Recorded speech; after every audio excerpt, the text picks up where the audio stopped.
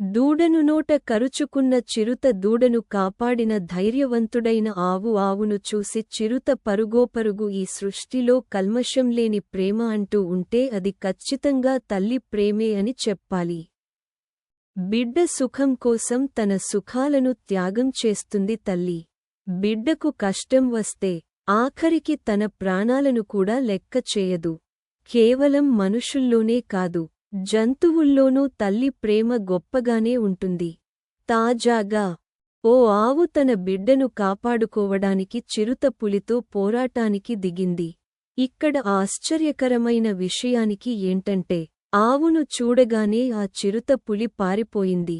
ఈ సంఘటన రాజస్థాన్లో ఆలస్యంగా వెలుగు చూసింది.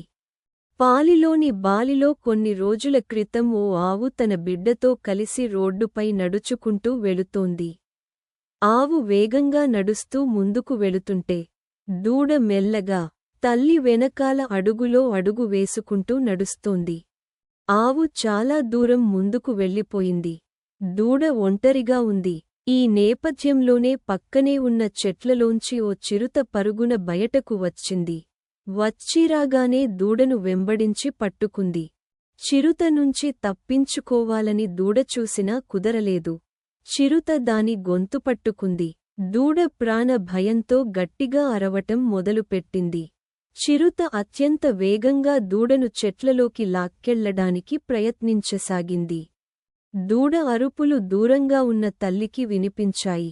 అంతే, ఠక్కున వెనక్కు చూసింది. ఓ చిరుత బిడ్డను లాక్కెళుతుండటం చూసింది. వెంటనే దూడవైపు పరుగులు తీసింది. దీంతో ఆ చిరుత భయపడిపోయింది. చెట్లలోకి పరుగులు పెట్టింది.